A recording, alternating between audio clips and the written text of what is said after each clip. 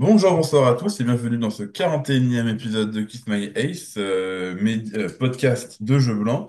Jeux Blancs que vous pouvez retrouver sur le site internet ou sur ses réseaux sociaux, Twitter, Instagram, bien sûr. Aujourd'hui, on revient pour faire le point sur ce qui s'est passé la semaine passée, que ce soit à Dubaï pour les femmes, ou alors à Doha et à Rio pour les hommes, où du coup on a sacré Mira Andreeva, Andrei Rublev et Sébastien Baez qui a conservé son titre au Brésil. Mais pour parler de ça, je ne serai évidemment pas seul. Avec moi, j'aurai Fernando pour commencer. Comment ça va, Fernando? Salut, ça va très bien, merci. Et j'aurai Alice. Allez, bah écoute, ça va bien. Je passais une super semaine à suivre tout le tennis, donc c'était top. Ok, donc sans plus tarder, on va rentrer dans le vif du sujet tout de suite en commençant euh, par la plus grosse nouvelle ou le plus gros au tournoi qui était cette semaine chez les femmes avec Midra Andreeva, pardon, qui à 17 ans remporte son premier WTA 1000 à Dubaï en battant Clara Tauson en finale 7-6-6-1. Un premier set assez serré, puis après, il y a la Danoise qui se blesse un peu et qui du moins est diminuée et ne veut pas aller à fond. Et Andreeva, déjà comme une grande, même si elle n'a que 17, bientôt 18, en profite et finit ça très rapidement derrière. Donc, bien sûr, plus jeune joueuse de l'histoire, remporter un WTA 1000. Enfin, du coup, depuis que ce tournoi-là s'appelle comme ça, bien sûr. Euh, et puis, elle réussit à faire ça après une grosse semaine, notamment en battant Swiatek en quart 6-3, 6-3 et Rybakina en demi, 6-4, 4-6, 6-3. Donc, une grosse semaine, un gros titre. Elle est récompensée aussi d'une première percée dans le top 10 à la 9e place. Voilà.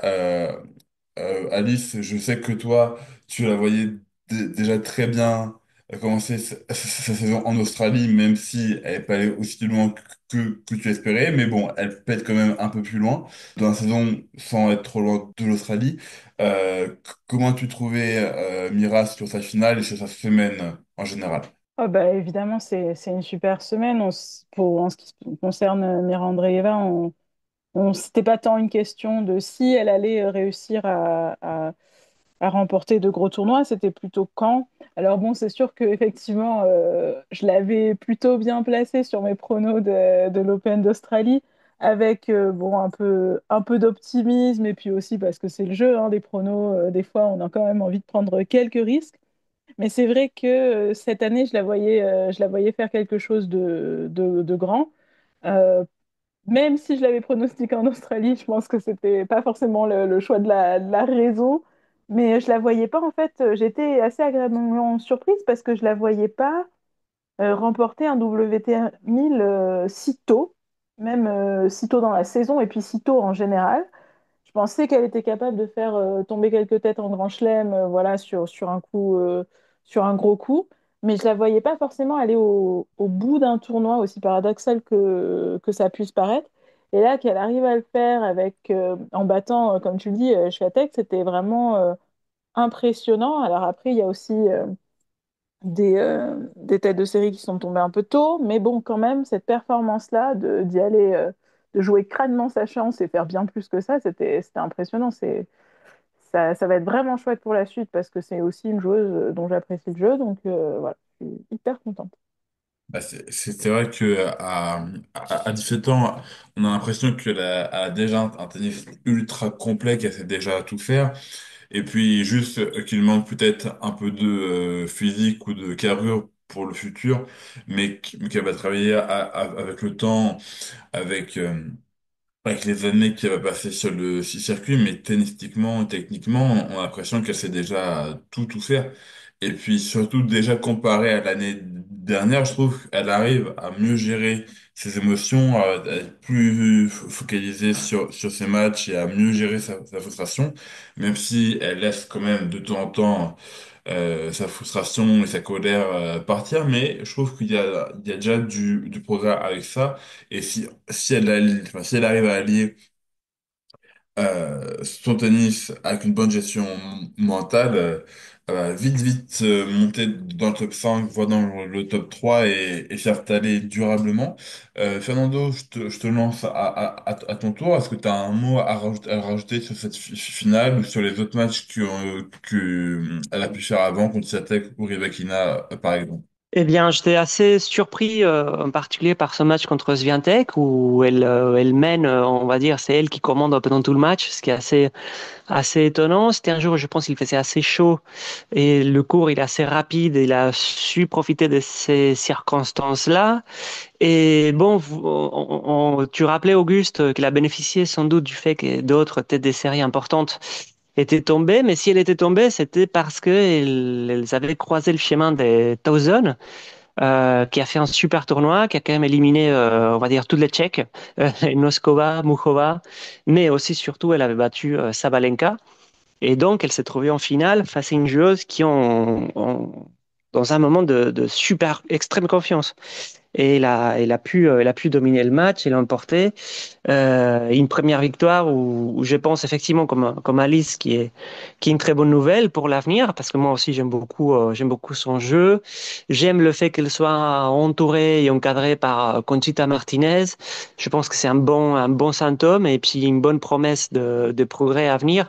Je me rappelle elle avait fait une conférence de presse en Australie qui était assez drôle, où elle racontait qu'elle est très superstitieuse, par exemple, et que quand elle gagne un match, le lendemain, elle doit manger la même chose, faire toujours la même routine, on va dire. Et donc, elle passe tout le tournoi à manger le même plat.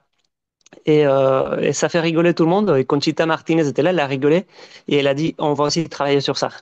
Et donc, le fait que de savoir accompagner une jeune joueuse avec ses défauts, mais tranquillement progresser, bon, voilà, je pense qu'on a déjà vu la première bonne nouvelle de d'Inglang Savait à venir. Oui, Ouais, je rebondis sur pardon, je rebondis juste sur la vas-y. complicité qu'il peut y avoir entre Conchita Martinez et Mira Andreeva. Et alors, j'ai pas vu cette conférence de presse-là, mais j'avais vu aussi un autre échange, une interview sur Eurosport où on parlait justement de l'intervention et l'implication des coachs en Australie, puisque du coup, ils étaient vraiment assis dans un coin du cours et ça changeait un petit peu. Enfin, c'était presque du jamais vu, mais je trouvais que là-dessus, sur l'échange qu'elle pouvait avoir, de la manière dont elle se comportait sur le cours, et aussi de quand elle allait voir sa coach, à quel moment elle décidait d'aller voir sa coach, on sent vraiment qu'il y a une relation hyper saine et qui peut aller loin aussi. Donc, c'est vraiment intéressant à voir le rôle que Conchita Martinez peut avoir dans le développement de cette joueuse qui est toute jeune, quoi. Enfin, vraiment, c'est une enfant quand même, mais une enfant qui gagne un W termine, mais ça reste quand même une toute petite, quoi. Bien sûr, bien sûr. Là, elle va avoir 18 ans dans un gros mois. Je crois que c'est à Madrid où elle fête son anniversaire chaque année. Et donc oui, elle a déjà un très bon staff autour d'elle, parce que bon, il me semble elle sort de la formation de Jean-René Liénard. Et puis là, avec Martinez à ses côtés, elle est promis un grand avenir. Et pour revenir aussi sur Clara Tauson, elle aussi, elle fait quand même un sacré tournoi, et un sacré début de saison aussi, parce que alors, même si elle gagne sur un abandon, elle prend le 250 de Auckland sur la première semaine de compétition. Elle perd au troisième tour à Iowa, mais contre Sabalenka, qui bon, et c'était un peu dur sur un format Grand Chelem, enfin avec la pression de Grand Chelem, même si elle bat quand même Noskova au premier tour. Elle fait demi à Linz aussi, et puis là elle fait quand même finale avec un gros parcours, parce qu'elle bat Svitolina, Sabalenka, Noskova et Muchova. Donc bon, c'est pas rien. Maintenant, Tozen, elle est montée à la 21e place, donc elle est vraiment à la porte du devant, alors qu'elle a longtemps dans sa carrière été plus proche entre la 60 et la 100 que vers les hauteurs. Enfin là, en tout cas, c'est son meilleur classement en carrière. Et donc, oui, là, on a deux jeunes joueuses qui démarrent très bien leur saison. et qui peuvent faire de gros dégâts par la suite. Là, on reverra les deux à Indian Wells. Là, cette semaine, Toden c'est par blessure et André Eva, je pense que c'est aussi pour décompresser, mais on les verra pas que ce soit à Austin ou à Mérida, aux 500, au Mexique. Mais là, au mois de mars, pour Indian Wells et Miami, elles sont pas dans les favorites, mais elles seront dans les outsiders très très sérieuses à prendre en considération. Et elles pourraient faire grand mal, enfin, et surtout être coupeuses de tête dans les deux prochains WTA 1000 qui arrivent bientôt. Si vous avez rien de plus à ajouter, que ce soit sur Andreeva ou Tozen, on passe au tournoi suivant où Andrei Rublev lance enfin sa saison à Doha en remportant le tournoi pour la deuxième fois de sa carrière après son sacre en 2020. Après une semaine plutôt solide, où il bat notamment Bublik, du Demi-Nord, du Félix au Aliassime, et puis de Draper en finale. Rublev qui avait eu beaucoup de mal à commencer sa saison parce qu'il y a beaucoup de défaites assez tôt dans les tournois. On repense par exemple à sa défaite contre Fonseca au premier tour de l'Open d'Australie ou à Hong Kong aussi, il perd au premier tour contre Marozan. Et là, de doigts, enfin, il arrive à enchaîner, à mieux gérer sa frustration, à moins s'auto-mutiler. Et notamment dans le match contre de Minor, où il gagne au tie-break du troisième set, mais surtout sur sa huitième balle de match, où il s'est fait très peur, où en cas de défaite, je pense il se ferait détruire un coude ou un genou ou une cuisse, je pense. Mais au final, ça le fait. Contre Draper, les deux premiers sets ont été très serrés. Puis dans le troisième set, il a vraiment joué un tennis proche de la perfection. Fernando, je te relance. Qu'est-ce que tu as pensé de cette finale et puis surtout de la gestion de la semaine de Rublev? Eh bien, que c'est une grande surprise, ce monsieur, quand même, malgré tout. Enfin, tu l'as dit, c'est la phrase clé, c'est quand tu dis à la fin, ça le fait. Parce que t'as bien résumé son début de saison et même la fin, la précédente, quand même, on sentait qu'il était sous une très mauvaise pente. Et voilà qu'il arrive là et qu'il fait ses matchs, effectivement contre des mineurs, après avoir perdu, enfin pas réussi à plier le match, il se retrouve avec une balle de match pour des mineurs en contre, il la joue très bien et il remporte le match. Et à partir de là, contre Félix Auger-Aliassime, c'est aussi un match très compliqué, très long, il arrive à garder la tête froide. Ce qui est bizarre, c'est qu'en plus, il a passé tout le tournoi à se disputer avec son coach, à faire plein de reproches pendant les points. Mais tu t'es dit que peut-être à la fin, ça permet de se focaliser moins d'une façon négative contre lui-même. Et voilà, finalement, bizarrement, ça marche. Et on les croyait effectivement partir dans une direction très négative. Et voilà qu'il gagne un Master 1000. Et non seulement ça, c'est qu'on se rend compte que saison après saison, il y a toujours un ou deux Master 1000 qui tombent du côté de Rublev. Donc, je trouve que c'est un joueur qui a, enfin, qui a des problèmes, qui a des points forts et d'autres beaucoup plus faibles et que malgré tout, il arrive à les surmonter et à continuer une carrière qui me semble assez intéressante et assez digne compte tenu de son niveau. Donc, franchement, chapeau pour lui et avoir su gérer cette semaine physiquement et surtout mentalement comme il a fait. Oui, parce que Ouais. il a été enfin même si au final il gagne le tournoi, il a quand même été poussé au troisième set dans ses trois derniers matchs. Et comme on a vu que son début de cette saison était très dur et compliqué, et justement dans ces moments chauds, souvent ça tournait pour l'autre. Le voir trois matchs de suite réussir à faire en sorte que ça tourne pour lui, je pense que ça peut vraiment être un déclic et ça peut vraiment lancer sa saison pour de bon. Alors, est-ce qu'il gagnera un autre Master 1000 cette saison? En vérité, on n'en sait rien parce que même si c'est qu'un tournoi, on va attendre de voir si sa forme se confirme avant de se projeter. Mais en tout cas, c'est positif pour Rublev. Alice, je te laissais la parole sur le cas Rublev, sur sa finale, sur sa semaine en général.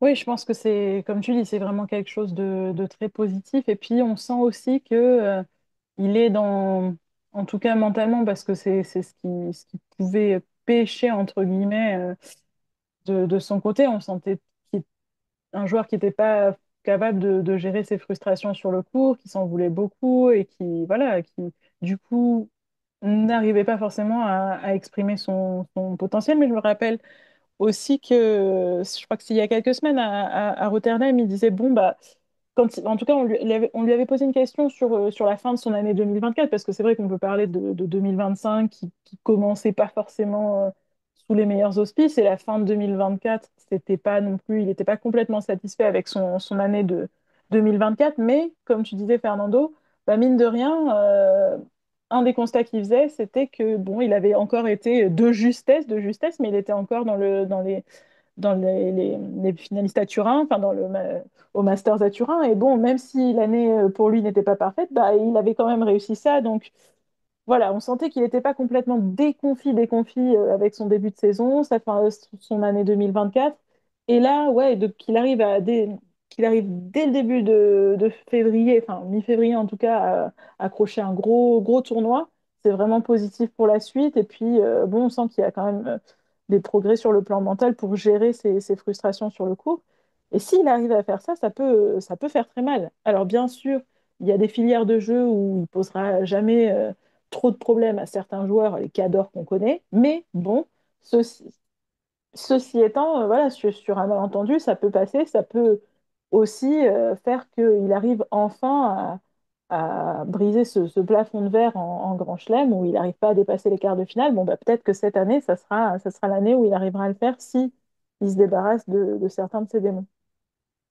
Ouais, peut-être après Grand Chelem, bien sûr, autre format, autre question, et puis en Grand Chelem, on a l'impression qu'il est toujours dans une spirale euh, négative, enfin surtout quand il arrive jusqu'en quart, ou peu importe qui joue en quart, il a toujours cette pression et comment dire, et cet ennemi qui n'est pas sur le terrain de se dire c'est mon Xème quart et je vais encore rater parce que il a jamais connu la sensation d'être en demi ou juste de gagner un quart de finale, même pas de jouer une demi, mais juste l'étape d'arrivée. Attention, Et donc, attention, je dis pas qu'il va remporter un grand chelem, ne nous emballons pas, non, ah, mais non, mais ça, je- on quand en est même, loin. n'exagérons pas.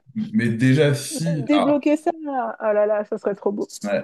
Ah, bon, après, sur les grands chelems qui restent, à Wimbledon, je crois pas du tout. Roland Garros, faudrait vraiment un tableau pour moi Non, très, non, dégagé. Et l'US Open, pour moi, c'est encore fin sa de meilleure saison. chance. Et, Ouais, mais je pense que et, c'est ouais, c'est l'US Open où il a une meilleure et, chance, ça c'est sûr. et Mais pourquoi pas. Mais là, juste pour revenir sur une temporalité beaucoup plus proche, là, il est en lice pour le tournoi de Dubaï, où au premier tour, il joue notre Français Quentin Halys, qui est sorti des qualifications. On sait souvent que quand quelqu'un gagne un titre une semaine, le revoir jouer dès la semaine suivante, c'est rarement signe de performance. Certains l'ont fait et y arrivent, mais c'est relativement rare. Même si sur le papier, Rublev a un début de tableau globalement simple, hein, parce que euh, un Cantalis au premier tour, pour son statut, c'est largement jouable. Après, c'est Batista Agut au second tour. Ensuite, un Berg ou un Fucsovics, normalement. Et puis, potentiellement, un quart contre Deminor, si la logique est respectée, ou 6 à la limite. Mais en tout cas, il n'a pas un tableau non plus super dur, alors que le tableau est quand même sympa, hein. Enfin, il aurait pu avoir je sais pas, un Berrettini, un Monfils, un Lejka sur la route beaucoup plus tôt. Déjà, juste là sur Dubaï, est-ce que bah, sans le voir gagner forcément, mais est-ce que vous le voyez déjà aller loin et enchaîner peut-être une, deux, trois victoires ou ça perd très tôt dans ce tournoi-là? Ben, je sais pas parce que c'est un drôle de enchaînement de tournois en fait.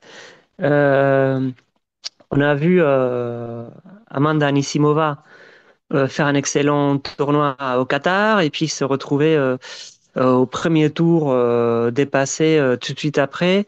Je pense que les conditions sont très très différentes et qu'il c'est pas simple de s'adapter. Après, effectivement, il a un bon tableau. Donc, j'aurais du mal à miser sur la continuité et l'enchaînement chez lui. Mais c'est pas absolument exclu, non, bien sûr. Mm. Et de ton côté, C'est Alice? tellement joli, c'est tellement joliment dit, Fernando, de dire qu'on n'a pas trop envie de miser sur la continuité de Roublev. Je trouve que c'était très, très diplomatique.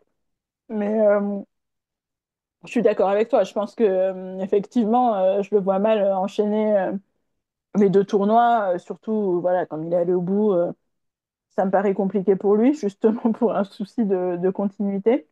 Mais bon, maintenant que je l'ai dit, forcément, il va nous faire de gros tournois, puisqu'on connaît ma propension à faire d'excellents pronos.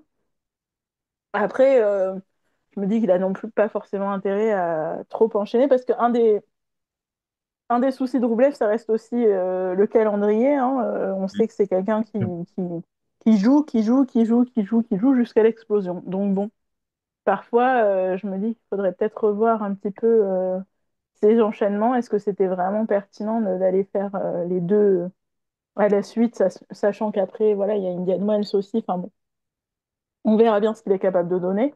Mais même avec un tableau facile, je pense pas qu'il ira trop loin, quand même. Je ne vais pas Mm. me trop mouiller. Voilà. Ouais, bah, de toute façon, je pense qu'avec Zverev, c'est les deux top 10 qui jouent le plus chaque saison. Et c'est vrai que, à chaque fois, c'est très étonnant de les voir jouer autant de matchs par rapport à leur statut. Et alors, Zverev arrive, même si il y a une partie des fans qui attend de devoir prendre un grand chelem. Et donc, mais on va dire, il arrive quand même à lier la quantité à la qualité, on va dire, avec le nombre de finales ou de titres qui vont avec, même si là, à Buenos Aires et à Rio, c'est pas très bien passé pour lui. Mais Rublev, le truc, c'est que euh, il joue beaucoup pour relativement peu de titres. Alors, même si l'année dernière, il prend un Master 1000, mais dans des circonstances très particulières, parce que le Master 1000 de Madrid l'année dernière, c'était une hécatombe constante. Et la finale qui fait à Toronto, c'est post-JO, où c'est un tableau où il n'y a personne. Donc, c'est dans des circonstances très particulières, mais je trouve que même dans les tournois un peu plus mineurs, il n'en prend pas tant que ça par rapport au nombre de matchs qu'il joue. Donc oui, moi je serais d'avis aussi qu'il revoie son calendrier. Qu'au lieu qu'il joue 80 matchs, il en joue peut-être 50 ou 60, mais que du coup, dans les gros tournois, il soit plus prêt et plus frais, que ce soit dans les jambes ou dans la tête. Et je pense que ça lui porterait moins préjudice. Pour terminer, on va aller du côté de Rio, où Sébastien Baez a conservé son titre contre Alexandre Müller, notre Français qui fait un gros tournoi en battant Fonseca, Etcheverry, Cerundolo sur place. Ah, mais bon, Sébastien Baez hier était enfin, beaucoup trop fort, même s'il n'est pas chez lui, sur son continent, et un tournoi où il se plaît bien. Et Sébastien Baez a vraiment fait une finale monstrueuse hier. Il met 6-2, 6-3 à Alexandre Müller, mais il n'y avait pas grand-chose à faire. Juste pour revenir un peu sur la table battue sud-américaine, c'est toujours dans des ambiances très fortes. Fernando, est-ce que tu as pu voir cette finale ou des mêmes matchs de base avant et comment tu as trouvé l'Argentin? J'ai pu voir la finale, pas le reste du tournoi, et où Baez a quand même fait un parcours très argentin, on va dire. Il a pratiquement dû se confronter à des compatriotes avec un match difficile contre Navonnet, qui était, si je ne m'abuse, la finale l'année dernière. et il l'a affronté un peu plus tôt cette année. Mais à part ce match-là, c'était un parcours, on va dire, de domination. Et je pense que Muller, il était toujours un petit peu à la traîne de lui. Il faut dire que je trouve que Baez a un jeu sur terre battue vraiment parfait, spectaculaire, peut-être un peu moins élégant que certains de ses compatriotes. C'est un petit gabarit, mais qui mise sur la puissance. Mais la façon dont il construit les points, il crée des avantages pour attaquer. Bon, je trouve qu'il a fait un match vraiment parfait, quoi. Vraiment, c'était une leçon de tennis sur terre battue.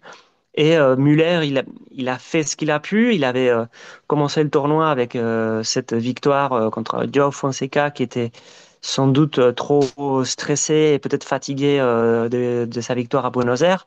Et bon, il s'est retrouvé en finale contre le champion actuel, un spécialiste de terre battue, visiblement en très bonne forme, vu le tournoi qu'il a fait. Et, et voilà, il a eu peu de moments dans le match où on a pu imaginer une autre tournure. Et voilà, après, je pense que Muller, l'enchaînement qu'il a fait en ce début de saison, il a de quoi se féliciter. Et puis cette progression où il faut voir où ça l'amène à Roland-Garros, peut-être, compte tenu du fait que il y a toujours cette condition de santé chez lui qui fait que son parcours peut être erratique dans un tournoi. Mais je pense que c'est vraiment, enfin, à 28 ans, faire le parcours qu'il a fait au Brésil, franchement, chapeau pour lui aussi.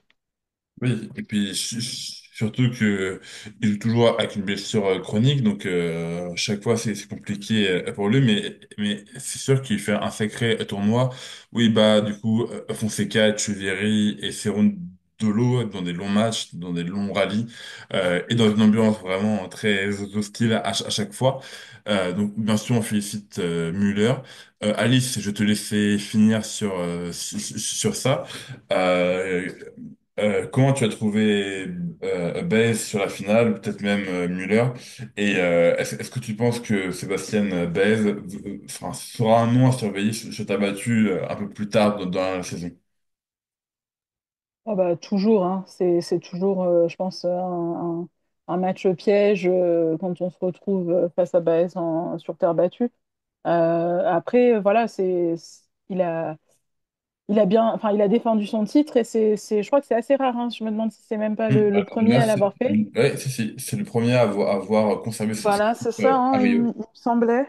Et donc non, non, c'est vrai qu'il a été beaucoup plus, enfin, bon, beaucoup plus réaliste, je pense, au niveau de son jeu. Et c'est comme ça que voilà, qu'il remporte la finale. Et puis après. Je pense que pour le reste de la saison, ça sera intéressant de le suivre. Et puis, bon, après, ça fait un peu cocorico de dire ça, mais c'est vrai que j'ai plus suivi le parcours du Muller. On peut pas être partout, on peut pas être à Dubaï, à Doha et à Rio en même temps. Il faut dormir des fois. Mais bon, sur les matchs de Muller, j'ai trouvé que ce qu'il proposait était intéressant. Et voilà, c'était, c'est aussi quelqu'un, je pense, qu'on va aimer suivre. Enfin, j'espère, en tout cas.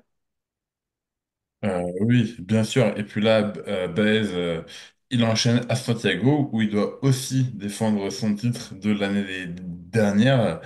Alors là, ça va être un peu plus compliqué, je pense, mais bon. Le gars va bien enchaîner, surtout que Cambia va cette période, là, on retrouve ce que j'appelle que des crevards de terre, hein. C'est pas du tout un terme Ouais, non, mais c'est vrai. péjoratif, hein, mais c'est juste que c'est pas des joueurs très spectaculaires ou beaux à avoir joué, mais qui aiment la terre, qui aiment les matchs de 3 4 5 6 heures en 3 sets et qui aiment finir tout transpirant et ça à la fin, mais de la bonne fatigue et un gros effort. Je sais pas, là, par exemple, on retrouve du Cerundolo, du Navone, du Komesana, du Jarry, ou Tabilo, Sebos White, Géré ou de Martinez, enfin des gars comme ça qui aiment vraiment la battue profonde. Donc voilà, encore un tournoi et une étape importante pour Baez, mais où il sera un des favoris malgré l'excitation et la fatigue qu'il a pu connaître à Rio. Donc voilà, on verra bien à la fin de la semaine s'il réussit à faire enfin, le double doublé. On va dire ce qui serait très très fort. Sur ce, on a fait le tour des tournois de la semaine. Donc là, pour la semaine à venir, il y a du coup le 500 à Dubaï, le 500 à, à Acapulco et le 250 à Santiago chez les hommes. Chez les femmes, il y a un 500 à Mérida au Mexique et un 250 à Austin, Texas, où il y a quand même quelques têtes de série. Il me semble qu'il y a Jessica Pegula à Austin et à Mérida, je crois qu'il y a du Navarro et du Badoza, si ma mémoire est bonne. Donc, quand même, des agglos sympathiques à suivre. Et puis après, mon mois de mars, le Double Sunshine avec Indian Wells, puis Miami à suivre. Et bien sûr, couvert par Jeu Blanc sur tout le mois de mars, évidemment. Sur ce, on vous souhaite une bonne soirée, une bonne journée selon l'heure à laquelle vous nous écoutez. Et puis, on se retrouve la semaine prochaine pour un nouveau podcast. Voilà, prenez soin de vous. Et puis, salut tout le monde.